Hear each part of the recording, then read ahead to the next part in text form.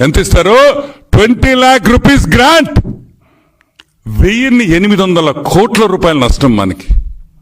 అంటే ఈ రెండు కలిపితే ఆల్మోస్ట్ 3000 crores రూపీస్ ఈ ఒక్క డీల్లోనే మనకి రావాల్సిన ట్యాక్సెస్ ద్వారా, మనకి రావాల్సిన గ్రాంట్ ద్వారా, మనకి వచ్చే ఇన్ఫ్రాస్ట్రక్చర్, ఈ 9000 కోట్లు 9000 మెగావాట్లు ఆంధ్రాలో కొట్టుంటే దాని ఇన్ఫ్రాస్ట్రక్చర్ వస్తుంది.